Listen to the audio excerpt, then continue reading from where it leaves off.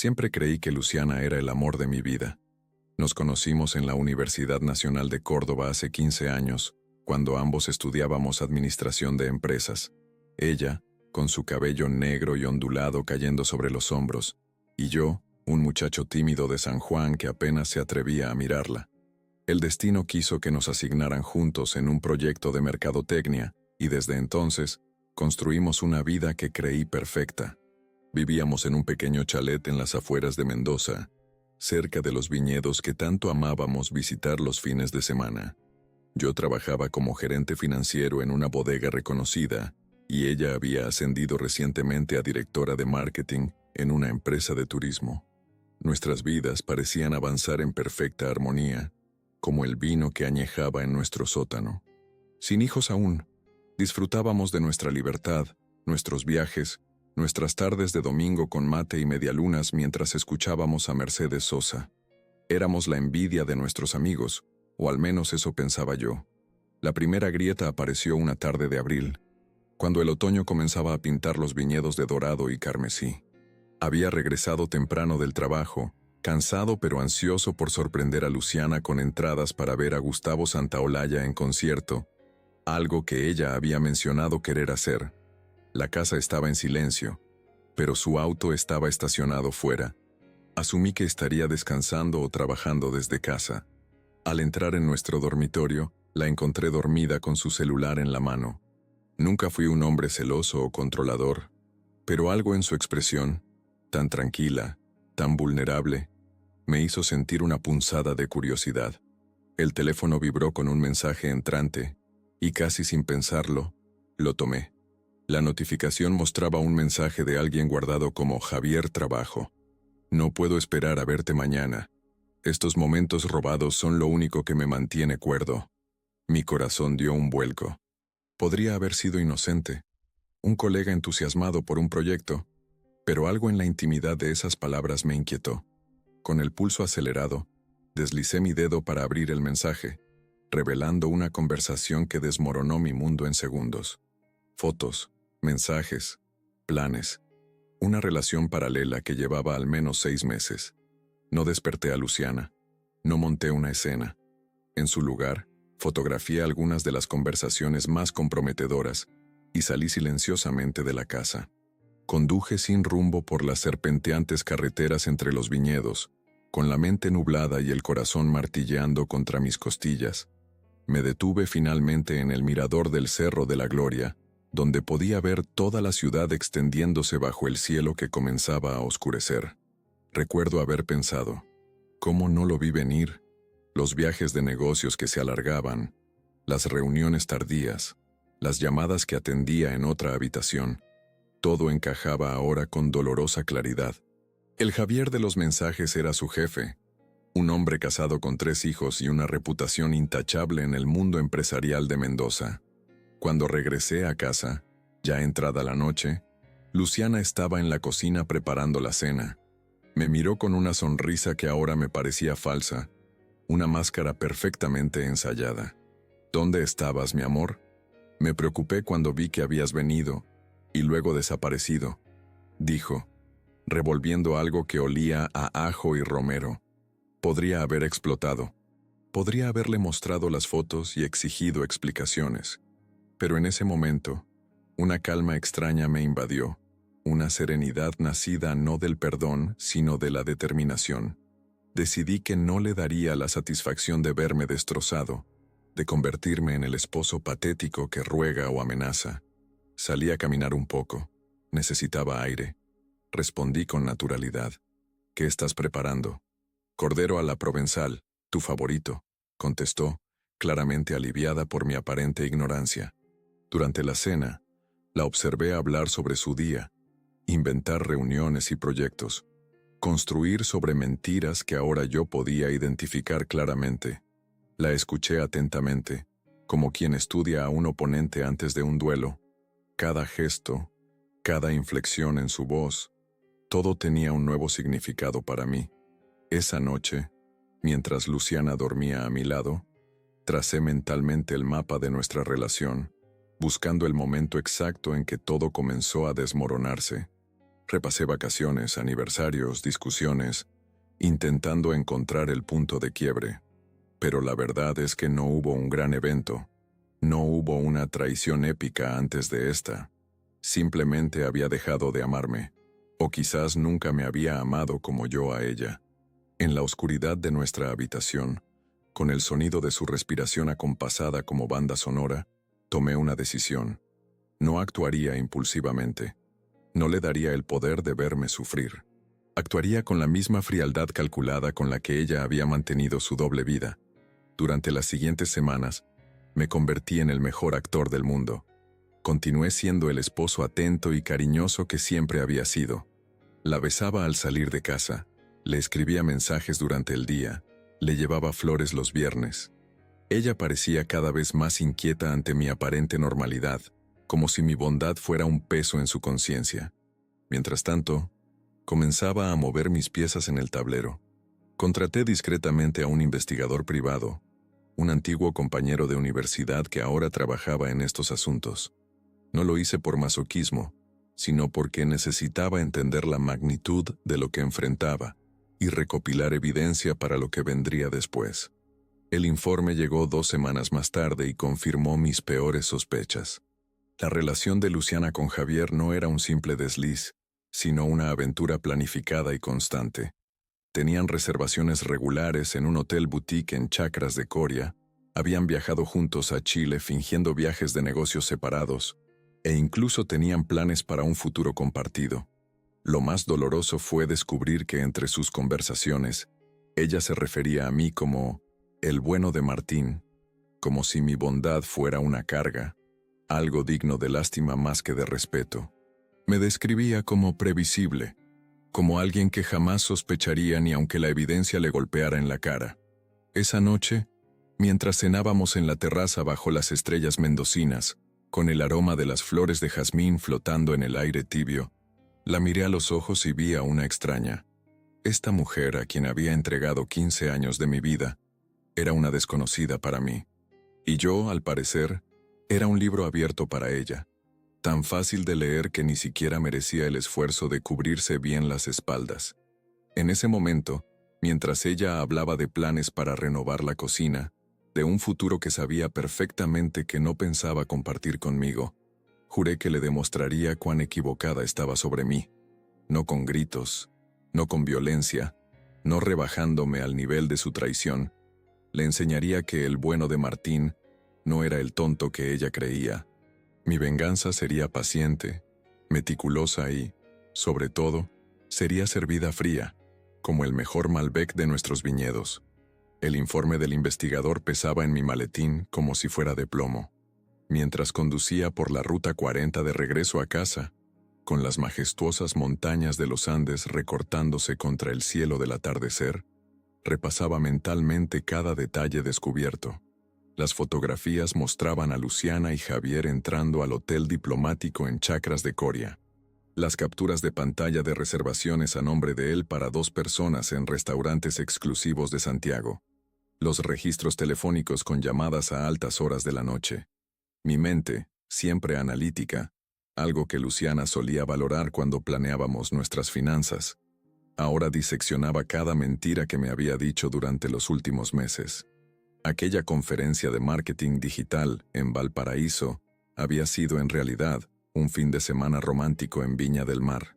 El curso intensivo de estrategias publicitarias, que la mantuvo ocupada 3 noches seguidas el mes pasado, ocurrió exclusivamente en la habitación 307 del hotel, a menos de 20 kilómetros de nuestra casa.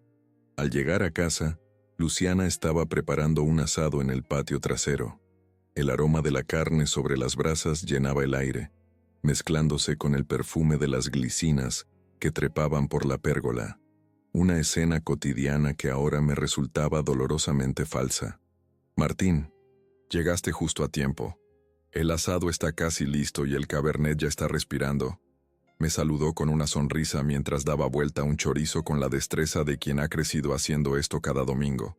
Me acerqué y la besé en la mejilla, un gesto mecánico que ella no pareció notar como diferente. Me serví un vaso de vino y me senté en una de las sillas de madera que habíamos comprado juntos en San Rafael durante nuestro 10º aniversario. ¿Qué tal tu día?, preguntó sin apartar la mirada de la parrilla. Interesante, respondí con una calma que me sorprendió a mí mismo.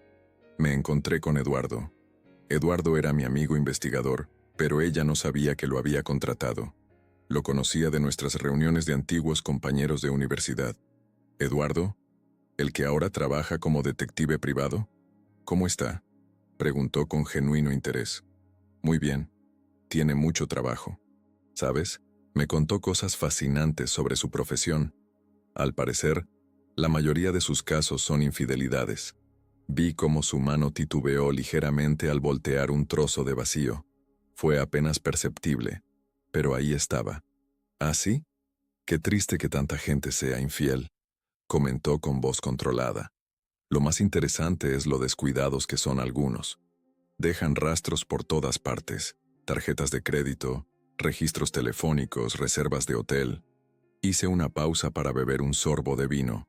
Eduardo dice que si alguien quiere ser discreto, definitivamente no debería hospedarse repetidamente en el mismo hotel, y menos aún si está a solo 20 minutos de su casa. El cuchillo que sostenía para comprobar si la carne estaba en su punto cayó sobre las brasas. Se apresuró a recuperarlo, disimulando su nerviosismo. «¿Qué específico?», murmuró. «La carne está lista. ¿Me pasas los platos?». Durante la cena, mantuve una conversación ligera sobre temas cotidianos. Ella, por su parte, bebió más vino de lo habitual. Podía ver su mente trabajando a toda velocidad, preguntándose cuánto sabía yo realmente. Al terminar, mientras recogíamos los platos, decidí dar el siguiente paso. Por cierto, me llamó Sergio, de Recursos Humanos de la bodega. Me han ofrecido supervisar la apertura de la nueva sucursal en Bariloche. Mentí con naturalidad. No existía tal oferta, pero necesitaba ver su reacción. Sería un traslado de 6 meses, a partir de la próxima semana. Su rostro se iluminó de una manera que me dolió físicamente. «Martín, eso es maravilloso. Felicitaciones. Es el reconocimiento que mereces». Noté cómo intentaba contener su entusiasmo, cómo luchaba por no parecer demasiado feliz ante la perspectiva de tenerme lejos durante tanto tiempo. «¿No te importaría quedarte sola tanto tiempo?», pregunté, estudiando cada microgesto en su rostro. «Claro que te echaré de menos», respondió automáticamente. «Pero es una oportunidad única. No puedes rechazarla. Además, podría visitarte algunos fines de semana». «¿Algunos?», repetí, y dejé que la palabra flotara entre nosotros. «Bueno, tengo hasta mañana para decidir». Esa noche, mientras fingía dormir, la escuché enviar mensajes desde la cama. El brillo de la pantalla iluminaba tenuemente la habitación. No necesitaba ver el contenido para saber que estaba informando a Javier sobre mi inminente ausencia, probablemente planeando ya cómo aprovechar esos 6 meses de libertad. A la mañana siguiente, me levanté temprano y preparé mate, como hacía cada día. Era lunes, y ambos teníamos una semana laboral por delante. La rutina seguía, a pesar del abismo que se abría bajo nuestros pies. «He decidido aceptar la oferta de Bariloche», anuncié mientras desayunábamos. «Hablaré hoy mismo con Sergio para confirmar».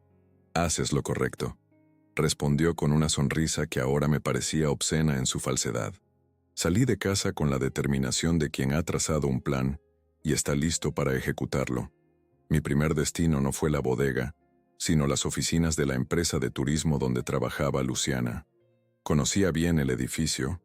Había recogido a mi esposa allí innumerables veces.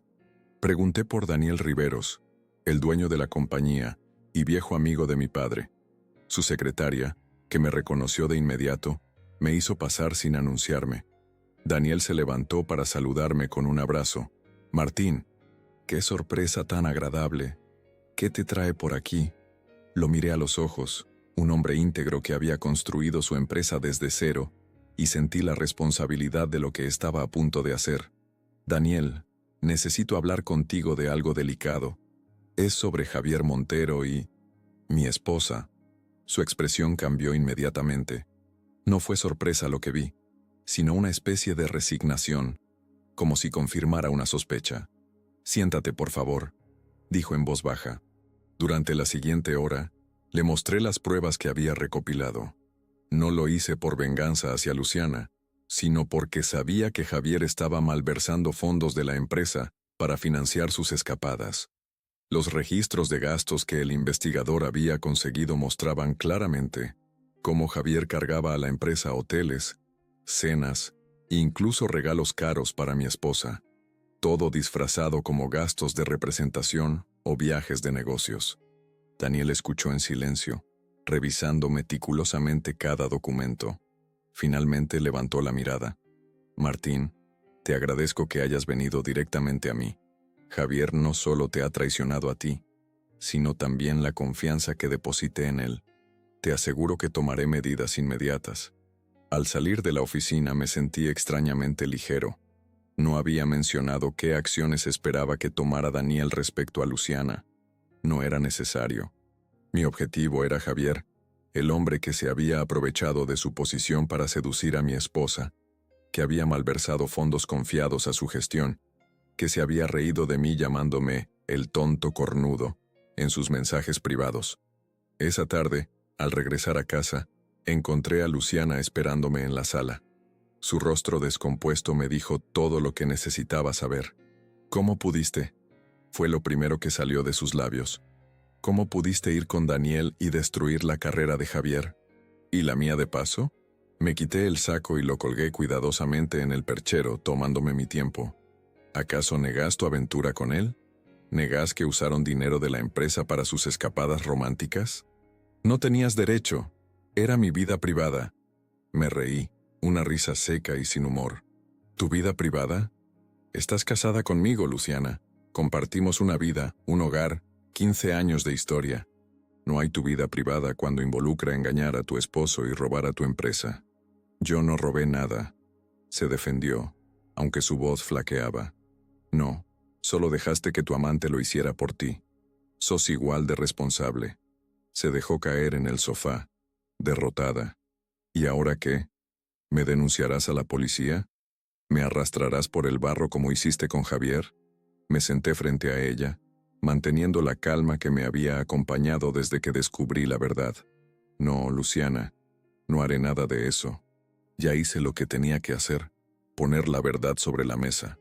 Ahora cada uno cosechará lo que sembró.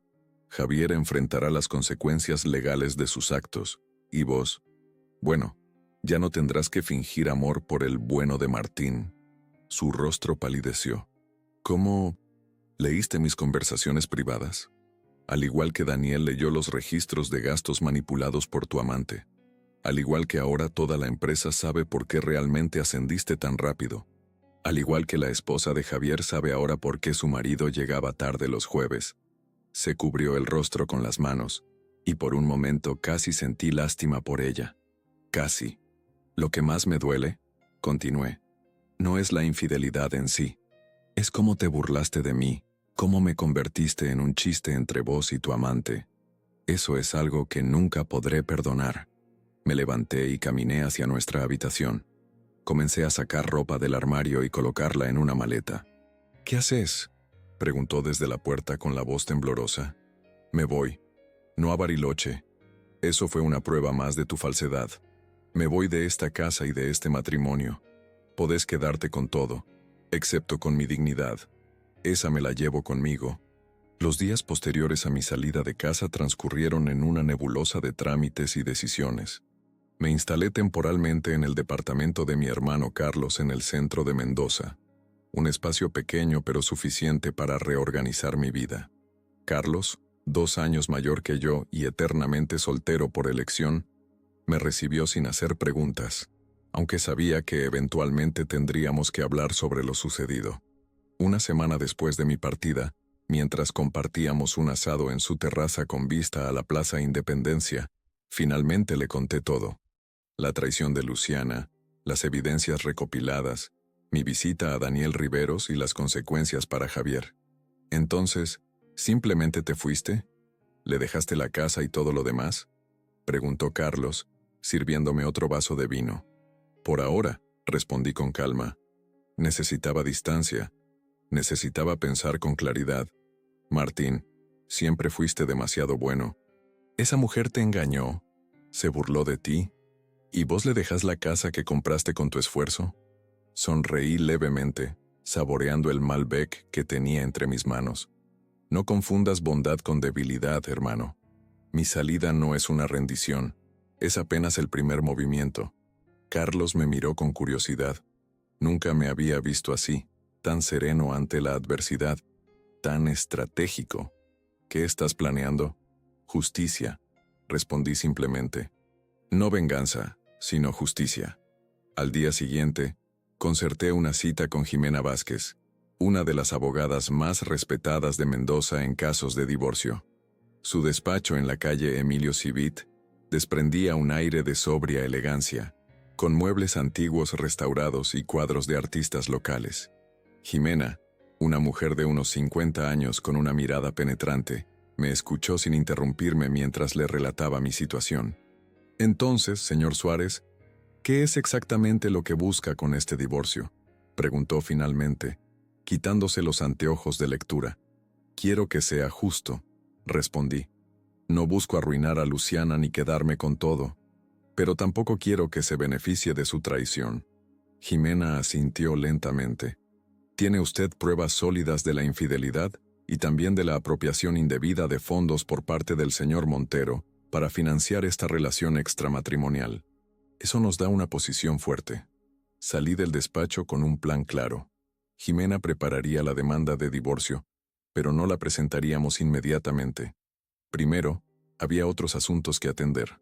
Mi siguiente parada fue el Banco Nación, donde Luciana y yo teníamos cuentas conjuntas.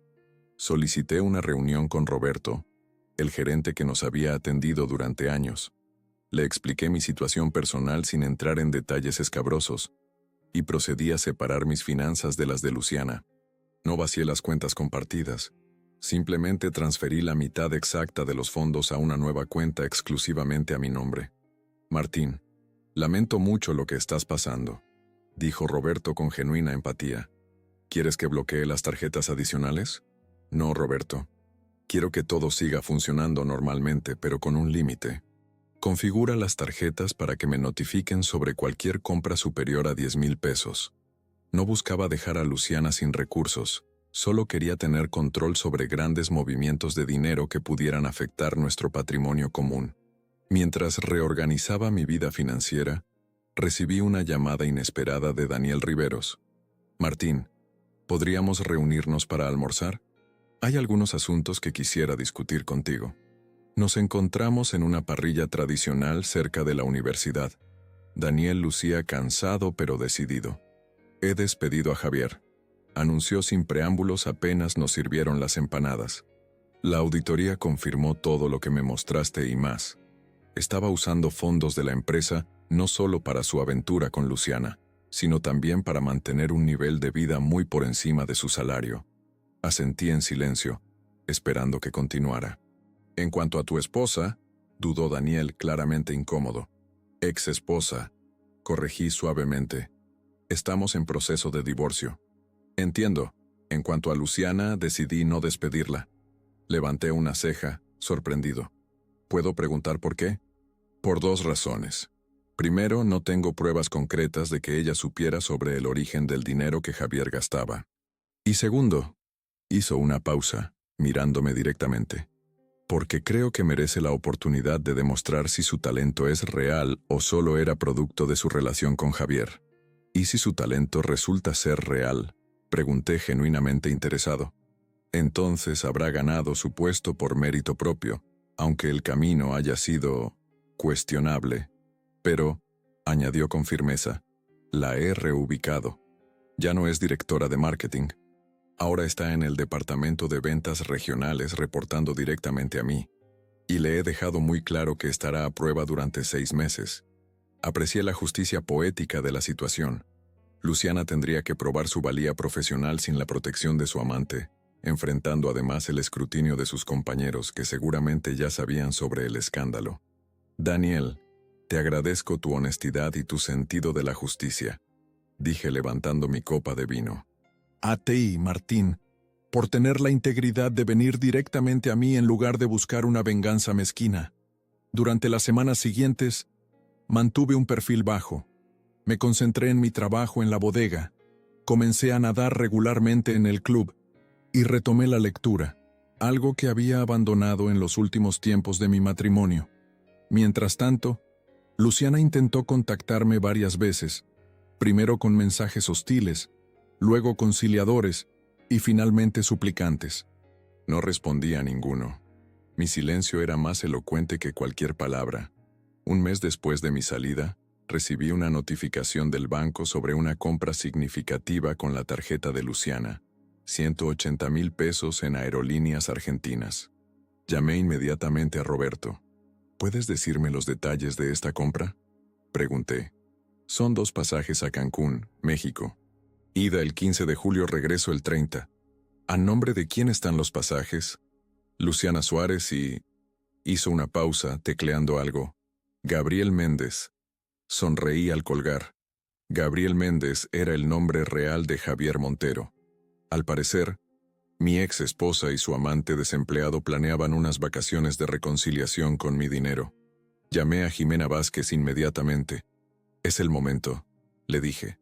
Quiero que presentes la demanda de divorcio mañana mismo, con todas las pruebas que te entregué. ¿Estás seguro? Una vez que iniciemos el proceso no hay vuelta atrás. Completamente seguro. Y hay un detalle más. Acaban de comprar pasajes a México con nuestro dinero conjunto. Quiero que el juez lo sepa. Jimena comprendió de inmediato la importancia del timing. Presentar la demanda justo cuando Luciana planeaba unas costosas vacaciones con su amante fortalecería enormemente nuestra posición. El día señalado, mientras sabía que Luciana estaría en la oficina, me presenté en nuestra antigua casa con un notario y 2 testigos. Legalmente, aún tenía todo el derecho de estar allí. Procedí a hacer un inventario detallado de todos los bienes, tomando fotografías y documentando cada objeto de valor. No retiré nada, salvo mis efectos personales que aún quedaban allí. Mi objetivo no era despojarla, sino documentar para asegurar una división justa de bienes. El notario selló y certificó el inventario, que sería presentado ante el juez. Cuando estaba por marcharme, encontré sobre la mesa del comedor un sobre abierto. Era la confirmación de la reserva del hotel en Cancún. La suite luna de miel en un exclusivo resort, todo incluido. La ironía me arrancó una sonrisa amarga. Tomé una foto del documento y se la envié a Jimena por correo electrónico. Sería una prueba más de cómo Luciana estaba dilapidando nuestro patrimonio común con su amante. Esa misma tarde, mientras trabajaba en la bodega, recibí una llamada de Luciana. Por primera vez en semanas decidí contestar. ¿Cómo te atreves a entrar en mi casa con un notario?, gritó sin siquiera saludar. ¿Con qué derecho inventarías mis cosas? Nuestra casa, nuestras cosas, corregí con calma. Al menos hasta que el divorcio finalice. Todo lo que hice hoy fue perfectamente legal. ¿Divorcio? No he recibido ninguna notificación de divorcio. La recibirás pronto, respondí. Probablemente antes de tu viaje a Cancún. El silencio al otro lado de la línea fue revelador. ¿Cómo? Balbuceó finalmente. Luciana, nunca fuiste tan inteligente como creías, ni yo tan tonto como pensabas. Los pasajes que compraste con nuestra tarjeta conjunta me fueron notificados automáticamente. La suite luna de miel es un toque exquisito, por cierto. Espero que tú y Gabriel la disfruten, porque será lo último que financiaré en tu nueva vida. Martín, ¿puedo explicarlo? No hace falta. De hecho, me has hecho un gran favor. El juez apreciará saber cómo gastabas el dinero de nuestro patrimonio mientras yo vivía modestamente en el apartamento de mi hermano. Colgué sin esperar su respuesta. No sentía ira, ni siquiera resentimiento. Solo la satisfacción tranquila de quien ha recuperado el control de su vida y su dignidad. 2 días después, Luciana recibió oficialmente la notificación del proceso de divorcio, junto con una orden judicial que congelaba temporalmente nuestras cuentas conjuntas hasta la resolución del caso. Sus vacaciones en Cancún tendrían que esperar. El día de la primera audiencia de divorcio amaneció con un cielo plomizo que amenazaba tormenta. Desde mi ventana en el apartamento de Carlos, observé cómo el viento agitaba las hojas de los plátanos que bordeaban la Plaza Independencia. El clima parecía un reflejo perfecto de la situación. una tormenta inevitable tras meses de tensión acumulada. Me vestí con cuidado, un traje azul marino que había comprado específicamente para la ocasión, camisa blanca, corbata sobria. No quería proyectar ni ostentación ni descuido. Jimena me había aconsejado presentarme como lo que era, un hombre íntegro que buscaba justicia, no venganza. Recordá que los jueces de familia están hartos de ver esposos vengativos y esposas manipuladoras. Me había dicho durante nuestra última reunión preparatoria. Tu serenidad será tu mejor argumento. Llegué al Palacio de Justicia media hora antes de lo previsto. La imponente estructura de principios del siglo XX, con sus columnas neoclásicas y escalinatas de mármol, siempre me había inspirado respeto. Hoy, sin embargo, me producía una mezcla de ansiedad y determinación. En los escalones, me encontré con el padre de Luciana, don Esteban Morales, un hombre alto y delgado que había envejecido considerablemente desde la última vez que lo vi. Siempre habíamos tenido una buena relación. Compartíamos la pasión por el ajedrez y las largas conversaciones sobre historia argentina.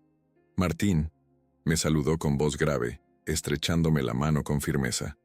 No había hostilidad en su mirada, solo una profunda tristeza. Don Esteban, respondí sintiendo un nudo en la garganta. Lamento que nos encontremos en estas circunstancias. Yo también, hijo. Quiero que sepas que ni mi esposa ni yo aprobamos lo que hizo Luciana. Criamos a nuestra hija con valores, con principios. Su voz se quebró ligeramente. Lo sé, don Esteban.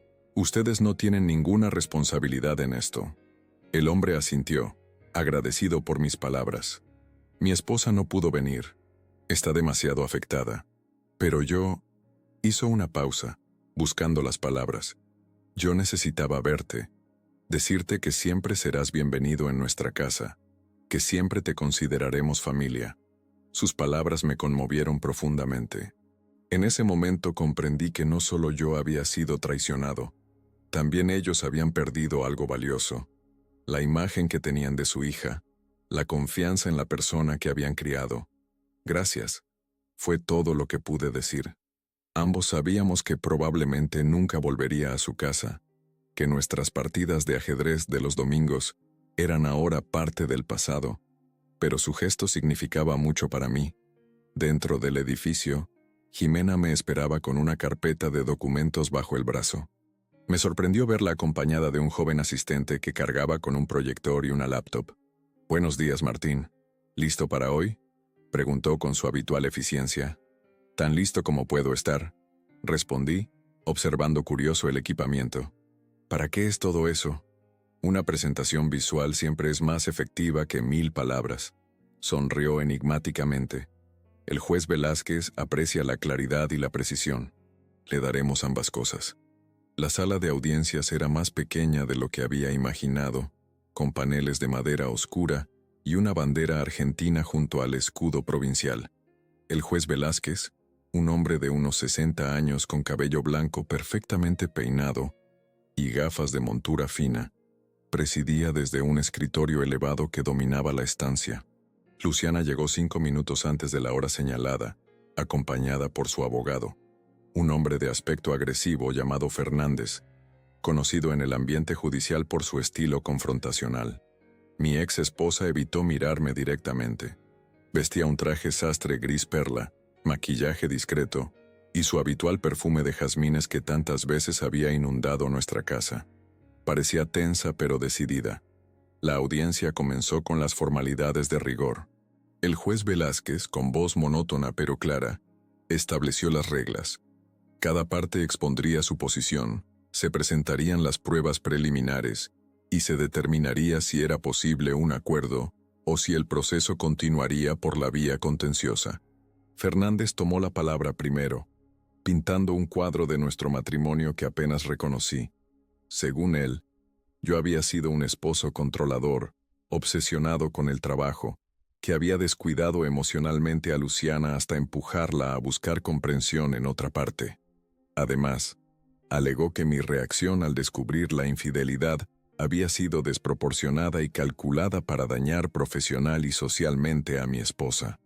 Su señoría, concluyó con dramatismo, Mi clienta no niega haber cometido un error, pero este error fue el resultado de años de abandono emocional. Ella está dispuesta a reconciliarse, a intentar reconstruir el matrimonio con ayuda profesional. Es el señor Suárez quien se niega siquiera a considerar esta posibilidad, optando en cambio por una venganza fría y metódica. Me costó mantener mi expresión neutral mientras escuchaba semejantes distorsiones. Miré brevemente a Luciana, que mantenía la vista baja, aparentemente avergonzada o quizás calculando su siguiente movimiento. Cuando Jimena se levantó para hablar, lo hizo con una calma que contrastaba notablemente con el estilo histriónico de Fernández. Su señoría, mi cliente no busca venganza ni compensación emocional. Busca justicia. Un divorcio justo basado en hechos, no en narrativas fabricadas. Con su permiso me gustaría presentar estos hechos de manera ordenada. El juez asintió, y Jimena hizo una señal a su asistente, que encendió el proyector. Lo que siguió fue una presentación meticulosa de pruebas. Capturas de pantalla de mensajes entre Luciana y Javier, fotografías de sus encuentros, registros de tarjetas de crédito mostrando gastos en hoteles y restaurantes, el informe de la auditoría de la empresa confirmando la malversación de fondos y, finalmente, la reserva de la suite Luna de Miel en Cancún. Su señoría, continuó Jimena cuando la presentación terminó, estos no son los actos de una esposa emocionalmente abandonada que cometió un error. Son los actos de alguien que mantuvo conscientemente una doble vida durante meses, que permitió que su amante malversara fondos de su empresa para financiar su relación, y que, incluso después de ser descubierta, planeaba unas lujosas vacaciones con ese mismo hombre, utilizando fondos del patrimonio conjunto con mi cliente. Luciana se retorcía visiblemente en su asiento. Su abogado garabateaba furiosamente en su bloc de notas. Mi cliente no busca arruinar a la señora Morales, prosiguió Jimena. De hecho, ha sido extraordinariamente contenido en sus acciones. No vació cuentas conjuntas, no la expulsó del domicilio conyugal, no hizo público el escándalo. Simplemente presentó las pruebas de la malversación al empleador correspondiente, y ahora busca un divorcio justo basado en la causal de adulterio, con una división equitativa de bienes que reconozca la conducta de mala fe de la parte demandada. El juez Velázquez, que había observado la presentación con atención, se quitó las gafas y las limpió meticulosamente con un pañuelo antes de hablar. Señor Fernández, ¿desea responder a estas evidencias? El abogado de Luciana, visiblemente descolocado por la contundencia de las pruebas, intentó recuperar el control. Su señoría, mi clienta no niega la relación extramatrimonial, pero cuestiona la admisibilidad de ciertas pruebas obtenidas sin su consentimiento, como los mensajes privados y fotografías tomadas por un investigador privado. Además, respecto a los fondos de la empresa, ella desconocía el origen del dinero utilizado por el señor Montero. El juez lo miró con escepticismo evidente. La señora Morales, directora de marketing de una empresa, desconocía que su amante, director financiero de la misma empresa, estaba malversando fondos para pagar sus escapadas románticas. Eso resulta difícil de creer. Luciana susurró algo al oído de su abogado, quien asintió antes de continuar. Mi clienta está dispuesta a considerar un acuerdo extrajudicial razonable para evitar prolongar este doloroso proceso. El juez me miró. Señor Suárez, ¿estaría usted dispuesto a considerar un acuerdo? Me levanté, sintiendo todas las miradas sobre mí. Su señoría, siempre he sido un hombre razonable. Estoy abierto a un acuerdo que sea justo para ambas partes, basado en la verdad y no en manipulaciones. El juez asintió, satisfecho con mi respuesta. Bien, les concedo a las partes 2 semanas para negociar un posible acuerdo. Si no se llega a un consenso, continuaremos con el proceso contencioso. La audiencia queda levantada. Al salir de la sala, me encontré cara a cara con Luciana por primera vez en meses. Sus ojos, aquellos que tanto había amado, estaban ahora enrojecidos y cargados de una mezcla de rabia y súplica. ¿Era necesario todo esto, Martín? ¿Humillarme así frente al juez, frente a mi padre? La miré sin hostilidad, pero también sin la devoción que una vez había nublado mi juicio. Yo no te humillé, Luciana. Simplemente presenté la verdad. La humillación, si existe, es consecuencia de tus propios actos. Nunca pensé que serías tan frío, tan calculador, murmuró, como si descubriera a un extraño en mí. Sonreí ligeramente, reconociendo la ironía. Yo tampoco pensé que sería capaz de esto. Supongo que ambos nos hemos descubierto facetas desconocidas. La diferencia es que las mías surgieron para protegerme, no para dañar a otros. Mientras la veía alejarse por el pasillo del Palacio de Justicia, con los hombros caídos y pasos inseguros, no sentí el placer vengativo que quizás habría anticipado.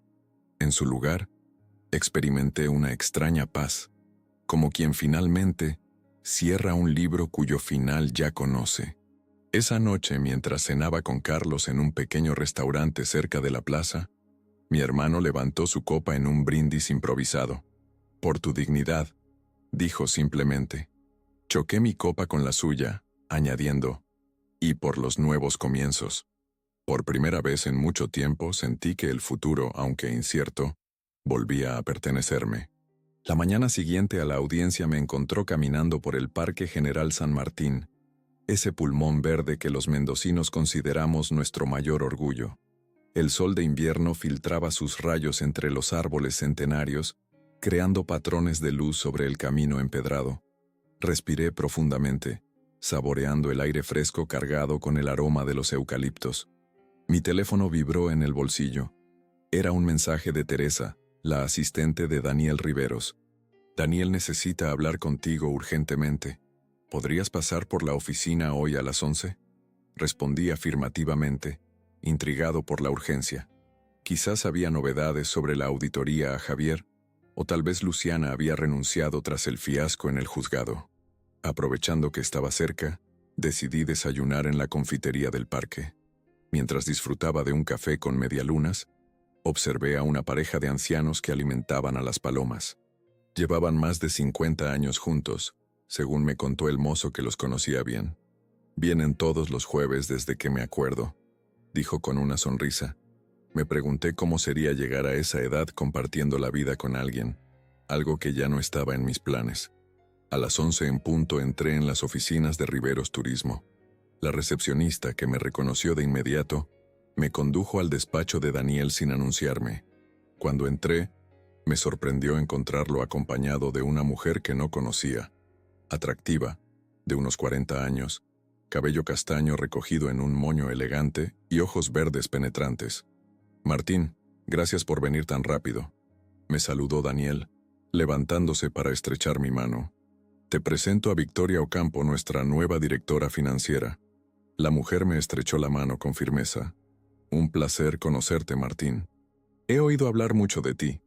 «El placer es mío», respondí automáticamente, aunque me preguntaba qué habría oído exactamente y por qué estaba presente en esta reunión.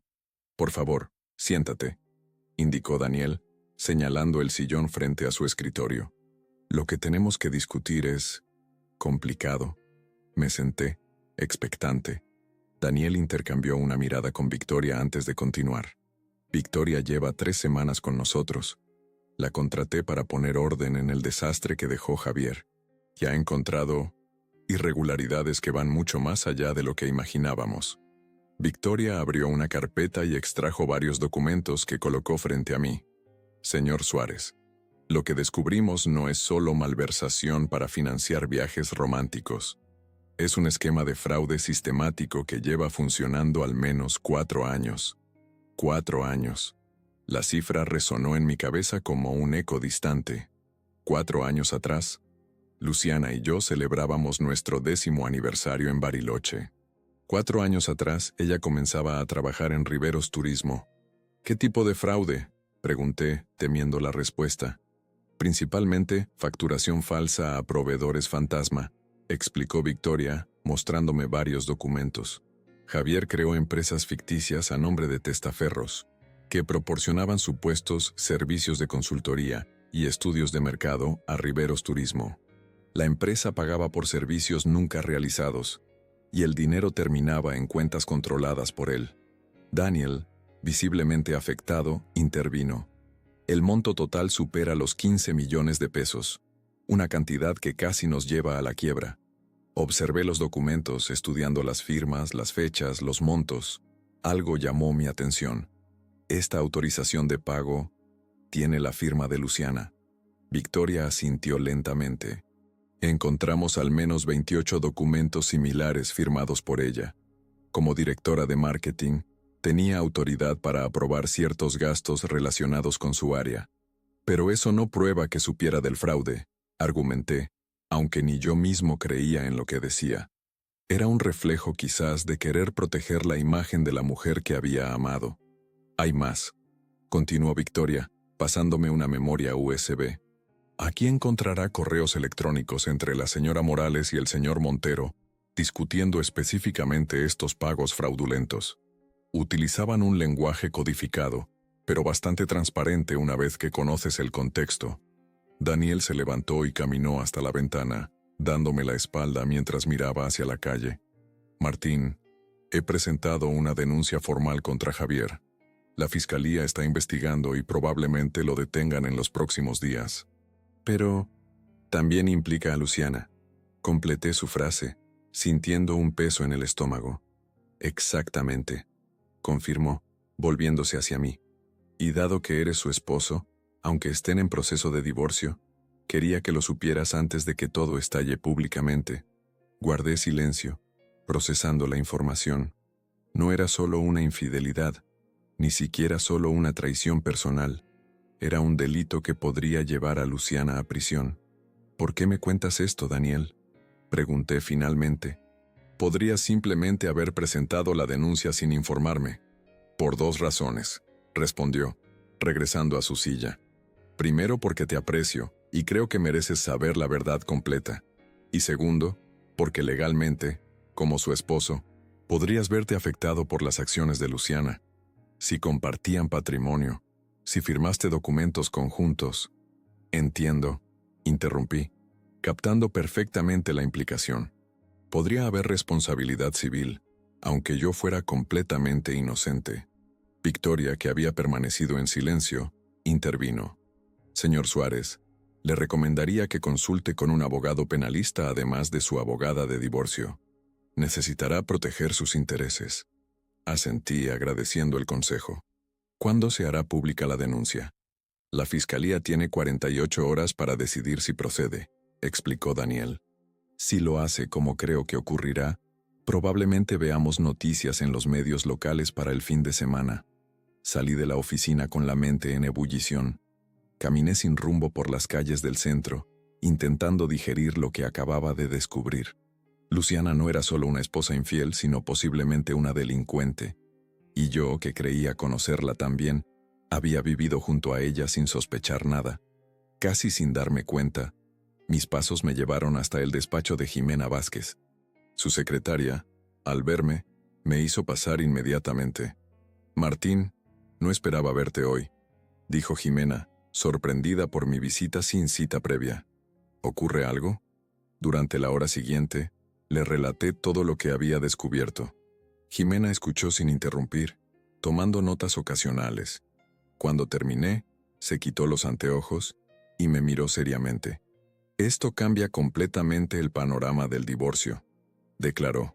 «Con una investigación penal en curso, el juez probablemente congelará todos los bienes hasta determinar cuáles fueron adquiridos con dinero ilícito. Y eso significa que tu divorcio podría complicarse y extenderse significativamente. Además, como bien te advirtió Daniel, podrías enfrentar reclamaciones civiles si se determina que te beneficiaste indirectamente del fraude, aunque no supieras de su existencia». Me pasé la mano por el rostro, sintiendo el peso de la situación. «¿Qué me recomiendas?» «Primero, necesitamos un abogado penalista en el equipo. Tengo un colega excelente, Rodrigo Méndez, que podría ayudarnos. Segundo, debemos presentar inmediatamente un escrito al juez de familia informando sobre esta situación y solicitando medidas cautelares para proteger tus bienes personales». Asentí, confiando en su criterio. Mientras Jimena hacía algunas llamadas para coordinar una reunión con Rodrigo, me pregunté si debía advertir a Luciana sobre lo que se avecinaba, no por compasión o un sentimiento residual de afecto, sino por simple humanidad. «Jimena, Interrumpí cuando terminó de hablar por teléfono. ¿Crees que deba informar a Luciana sobre esto? Me miró pensativa. Legalmente no tienes ninguna obligación. De hecho, advertirle podría interpretarse como obstrucción a la justicia si ella decide huir o destruir evidencia. Pero entiendo tu dilema moral. Salí del despacho con más preguntas que respuestas. El sol de la tarde comenzaba a descender, tiñendo los edificios de Mendoza con un tono dorado que contrastaba con mi humor sombrío. Esa noche, mientras cenaba solo en un pequeño restaurante cerca del apartamento de Carlos, recibí una llamada de un número desconocido. Al contestar, reconocí inmediatamente la voz. Martín, soy Esteban, el padre de Luciana. Necesito verte urgentemente. ¿Podríamos encontrarnos? Acordamos vernos en media hora en una cafetería discreta en la Alameda. Cuando llegué, don Esteban ya estaba allí, con una taza de café intacta frente a él y el rostro marcado por una preocupación que lo había envejecido 10 años en 2 días. Gracias por venir, dijo mientras me sentaba frente a él. No sabía a quién más recurrir. ¿Qué sucede, don Esteban? Pregunté, aunque sospechaba la respuesta. Es Luciana, confirmó bajando la voz. Esta tarde recibió una llamada. No sé de quién, pero después de colgar estaba como loca, metiendo ropa en una maleta, buscando su pasaporte. Cuando le pregunté qué ocurría, solo dijo que tenía que irse, que estaba en problemas graves. Sentí un nudo en el estómago. Alguien le había filtrado información sobre la denuncia. ¿Dónde está ahora?, pregunté. En casa, con su madre. Logré convencerla de que no hiciera nada precipitado, al menos hasta hablar contigo. Hizo una pausa dudando. Martín, sé que mi hija te ha hecho mucho daño, pero si está en problemas serios, si ha hecho algo ilegal, necesita ayuda, no que la hundan más. Don Esteban, con todo respeto, si Luciana ha cometido delitos, debe afrontar las consecuencias. Yo no puedo protegerla de la justicia, ni quiero hacerlo. No te pido que la protejas, aclaró, mirándome directamente a los ojos. Te pido que la ayudes a hacer lo correcto, a entregarse voluntariamente si es necesario, a colaborar con la justicia. Eres la única persona a la que podría escuchar en este momento. Guardé silencio, considerando sus palabras. Finalmente asentí. La veré, pero no puedo prometer que ella me escuche. Nuestra relación no está precisamente en su mejor momento. Gracias, dijo con sincera gratitud. Ella está en nuestra casa. Te estará esperando. Conduje hasta la casa de los padres de Luciana en el barrio Dalbián, una zona residencial exclusiva al pie de la precordillera. La mansión de los Morales, con su arquitectura colonial y su extenso jardín, siempre me había parecido excesiva para una pareja mayor que vivía sola desde que su única hija se había casado. La empleada doméstica me recibió con evidente sorpresa y me condujo hasta el estudio, donde Luciana esperaba de pie junto al ventanal. Al verme entrar, se tensó visiblemente. ¿Vienes a gozar con mi caída?, preguntó con amargura. No, Luciana. Vengo porque tu padre me lo pidió y porque, a pesar de todo, no te deseo mal. Soltó una risa seca, desprovista de humor. Qué magnánimo. Supongo que ya sabes todo, ¿no? Daniel no perdió tiempo en correr a contarte. Sí, lo sé. Y también sé que estás considerando huir, lo cual sería el peor error que podrías cometer. Se dejó caer en un sillón de cuero, repentinamente exhausta. ¿Y qué sugieres? ¿Que me entregue mansamente para que me encierren durante años? ¿Que traicione a Javier? Sugiero que por una vez en tu vida enfrentes las consecuencias de tus actos. Respondí con calma. Si colaboras con la fiscalía, si devuelves lo que puedas, si muestras arrepentimiento genuino, tu situación podría ser menos grave. Me miró con una mezcla de incredulidad y algo que parecía respeto renuente. ¿Por qué te importa lo que me pase? Después de todo lo que te hice, no me importa por ti, Luciana. Me importa por tus padres, que no merecen ver a su hija como una fugitiva. Y me importa por mí, porque necesito cerrar este capítulo de mi vida con la conciencia tranquila. Nos miramos en silencio durante lo que pareció una eternidad. Finalmente asintió casi imperceptiblemente. Llamaré a un abogado mañana, dijo en voz baja. No huiré. Mientras me dirigía a la puerta, añadió. Martín, lo siento. No solo por la infidelidad, por todo, por no ser quien creíste que era, por no ser quien yo misma creía que era. Me detuve, sin voltear. Yo también lo siento, Luciana. Siento no haberte conocido realmente durante todos estos años. Siento que ambos hayamos desperdiciado tanto tiempo. Salí de la casa de los Morales con una extraña sensación de cierre, como si hubiera depositado finalmente una carga que había estado llevando sin darme cuenta.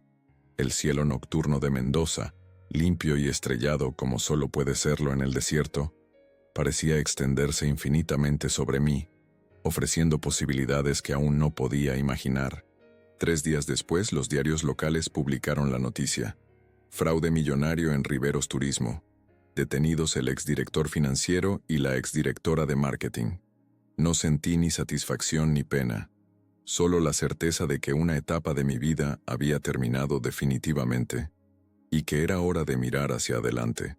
La primavera siguiente llegó con una explosión de vida que parecía reflejar mi estado de ánimo. Los almendros en flor, el aroma de los jazmines y el canto de los zorzales al amanecer, creaban una sinfonía natural que disfrutaba cada mañana desde mi terraza, taza de mate en mano, antes de dirigirme a la bodega. Había pasado casi un año desde el día en que descubrí la traición de Luciana. Un año de transformación, de dolor convertido en crecimiento, de pérdidas que se volvieron ganancias inesperadas. El tiempo, ese gran escultor, había tallado en mí una nueva versión de Martín Suárez, una que me gustaba más que la anterior. La bodega prosperaba bajo mi gestión ampliada. Habíamos ganado 3 premios internacionales con nuestro Malbec Gran Reserva, y acabábamos de cerrar un importante contrato de exportación a mercados asiáticos. Mi vida profesional no podía ir mejor. En lo personal, mi relación con Analía había evolucionado naturalmente de una amistad cercana a algo más profundo. No vivíamos juntos aún. Ambos valorábamos nuestra independencia después de experiencias matrimoniales complicadas, pero compartíamos cada vez más tiempo y proyectos.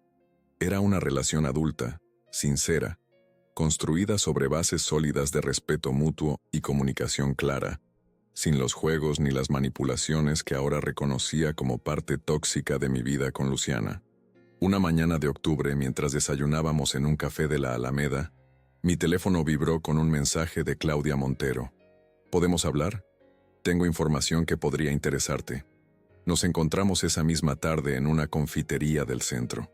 Claudia, quien había recuperado la sonrisa y la confianza que la caracterizaban antes de descubrir la traición de Javier, me recibió con un abrazo cálido. «Te ves bien, Martín», comentó mientras nos sentábamos. «La libertad te sienta bien». Sonreí, agradeciendo el cumplido. «Tú también luces espléndida, Claudia. ¿Cómo van las cosas con tu galería de arte?»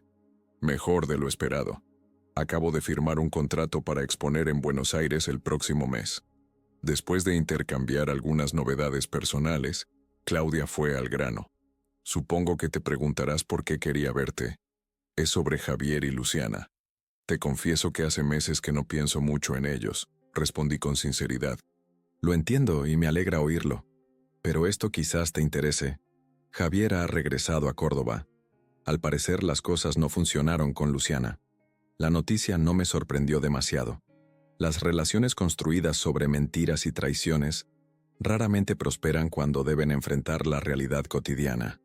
«¿Sabes qué ocurrió exactamente?», pregunté, más por curiosidad que por otro motivo. Claudia sonrió levemente. Según me contó mi cuñada, que sigue en contacto con él por temas de los niños, Luciana se volvió extremadamente controladora y desconfiada.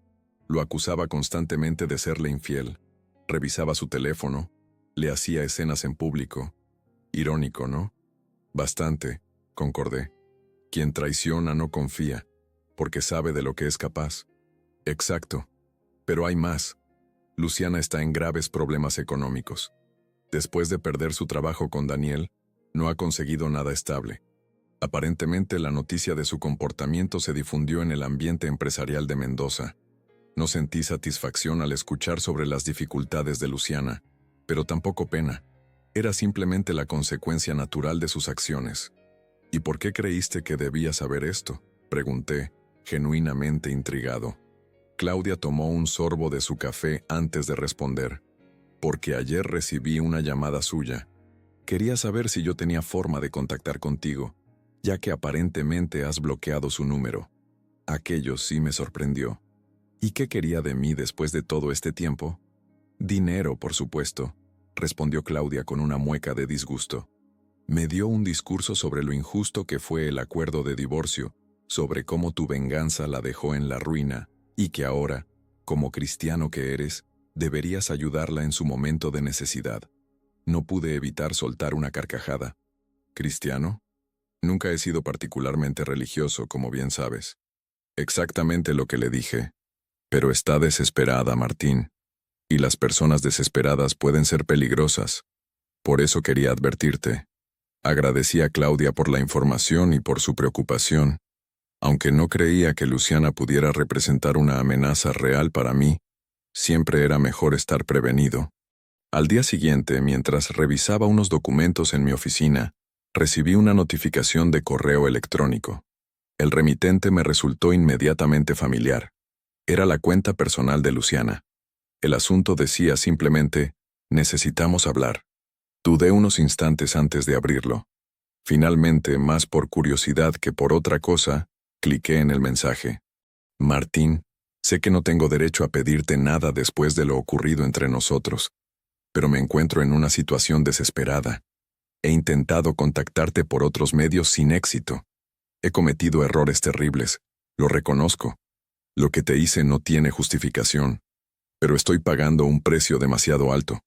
No puedo encontrar trabajo, nadie quiere contratarme en Mendoza, y mis ahorros se están agotando. No te pido que me perdones, solo que me ayudes. Un préstamo, una recomendación laboral, cualquier cosa que puedas hacer por los 15 años que compartimos. Luciana. Cerré el correo sin responder. No sentía rencor, pero tampoco obligación alguna de ayudarla. Sus problemas actuales eran consecuencia directa de sus decisiones, no de mi venganza, como le había dicho a Claudia. Esa noche, mientras cenaba con Analía en casa, le comenté sobre el mensaje de Luciana. ¿Y qué piensas hacer?, preguntó después de escucharme atentamente. Nada, respondí con simplicidad. No es mi responsabilidad resolver los problemas que ella misma creó. Analía asintió, comprensiva. Es lo más sano. Involucrarte solo te arrastraría de nuevo a un ciclo tóxico. Exactamente. Además, si realmente quisiera ayuda para reconstruir su vida, existen muchas opciones mejores que recurrir al exmarido que traicionó.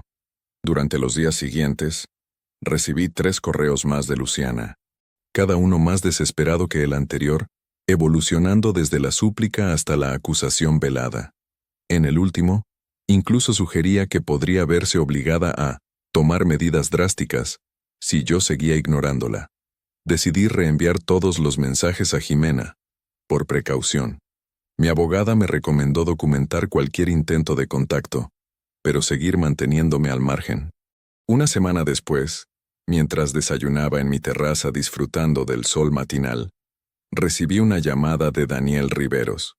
Martín, siento molestarte un sábado, pero creo que deberías saber algo. Luciana estuvo ayer en las oficinas, muy alterada, exigiendo hablar conmigo. Cuando finalmente la recibí, me pidió que intercediera contigo para que le dieras trabajo en la bodega o le prestaras dinero. ¿Y qué le respondiste?, pregunté, aunque podía imaginarlo. Que estaba fuera de lugar, por supuesto. Le recordé que fue despedida por filtrar información confidencial y que difícilmente podría recomendarla a nadie, mucho menos a ti. Se puso furiosa, gritó cosas sin sentido sobre una conspiración para arruinarla. Lo siento mucho, Daniel. No deberías tener que lidiar con esto. No te preocupes, pero hay algo más. Cuando la seguridad la escoltaba fuera del edificio, la oí decir que todos se arrepentirían. Podría ser solo el arrebato de alguien desesperado, pero preferí avisarte. Agradecí a Daniel por la advertencia, y después de colgar, me quedé pensativo. La situación comenzaba a ser preocupante. Decidí tomar algunas precauciones adicionales. Reforcé la seguridad de mis cuentas personales, alerté al personal de seguridad de la bodega y pedí a Jimena que preparara una posible orden de restricción, por si fuera necesaria. 2 días después, mientras almorzaba con Santiago en un restaurante cercano a la bodega, mi teléfono sonó. Era el jefe de seguridad del complejo donde vivía. Señor Suárez, tuvimos un incidente con una mujer que intentaba acceder a su departamento. Dice llamarse Luciana Rodríguez y asegura ser su esposa.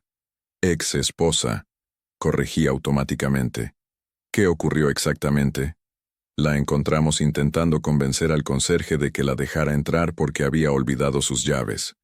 Cuando el conserje llamó para verificar, se puso agresiva. Está ahora mismo en la recepción y amenaza con quedarse hasta que usted llegue. Entiendo. Por favor, dígale que no voy a ir y que si no se retira voluntariamente, se llamará a la policía. Ya se lo advertimos, señor. Insiste en que tiene derechos sobre la propiedad porque ustedes estuvieron casados. Eso es absolutamente falso. El departamento lo compré después del divorcio, con escritura solo a mi nombre. Después de colgar, expliqué brevemente la situación a Santiago y me disculpé por tener que interrumpir nuestro almuerzo.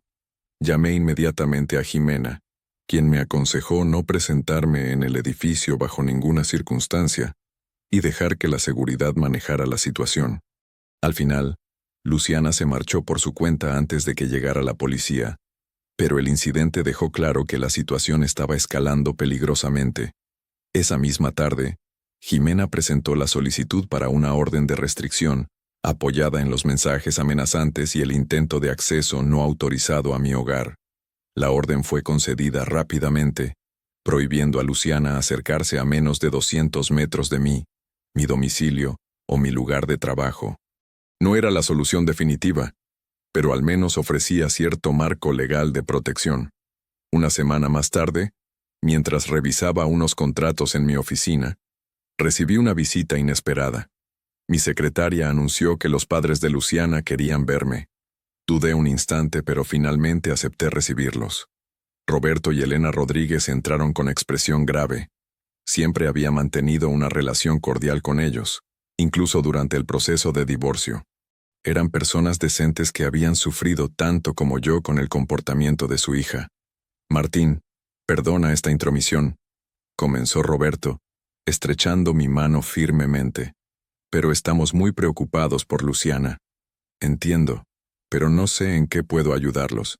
Tengo una orden de restricción contra ella, como seguramente saben. Y con toda razón, intervino Elena, sorprendiéndome. Su comportamiento es inexcusable. No venimos a pedirte que la ayudes económicamente ni que retires la orden. Venimos porque creemos que necesita ayuda profesional. Roberto asintió, apoyando las palabras de su esposa. Está fuera de control. Ha perdido contacto con la realidad. Se ha convencido de que existe una conspiración tuya para arruinarla, cuando todos sabemos que simplemente está cosechando lo que sembró. Nos preocupa que pueda hacerse daño a sí misma o a otros, añadió Elena, con lágrimas en los ojos. Hemos intentado convencerla de que busque tratamiento psiquiátrico, pero se niega. La preocupación de los padres de Luciana era genuina y me conmovió. A pesar de todo lo ocurrido, no deseaba ningún mal para mi ex esposa. ¿Qué creen que podría hacer yo?, pregunté sinceramente. Mi intervención probablemente empeoraría las cosas. Roberto suspiró profundamente.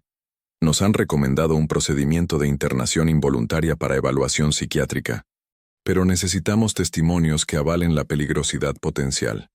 Tu abogada tiene todos los mensajes amenazantes, y el informe del incidente en tu edificio sería crucial. Reflexioné unos instantes.